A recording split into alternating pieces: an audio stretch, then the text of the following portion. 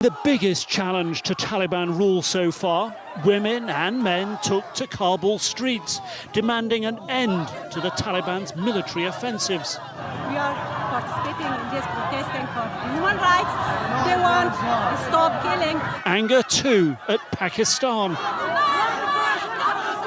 who many Afghans blame for the Taliban's rapid rise to power.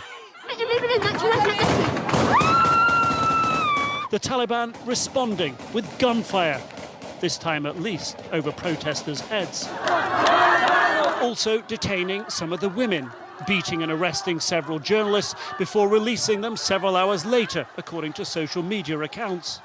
The Taliban commander at the protests blaming America. What is there to protest against, he said. We're in an emergency situation. The United States is giving them money. There is no other problem. Hours later, the Taliban announcing their new caretaker government. Top jobs to hardliners, with a track record of imposing a strict interpretation of Islamic law. The powerful Interior Ministry going to Sirajuddin Haqqani.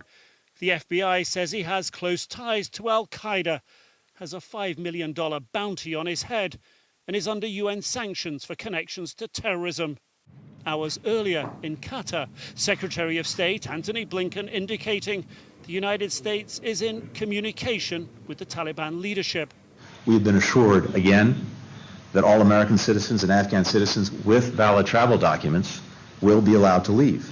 And again, we intend to hold the Taliban to that. On Monday, the Taliban overrunning the last pockets of anti-Taliban resistance in the Panjshir Valley, consolidating their power across the whole country, deepening US dependence on Taliban commitments to stop Al-Qaeda attacking America. There's no question that it will be more difficult to identify and engage threats that emanate from the region. Immeasurably more difficult because the main interlocutor, the Interior Minister, has a $5 million FBI bounty on his head, is connected to Al-Qaeda, the very group that the Taliban have promised will not use Afghan space to attack the United States in the future.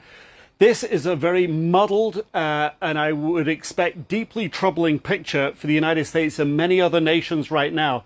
But this is how the Taliban are presenting themselves to the world, Jem.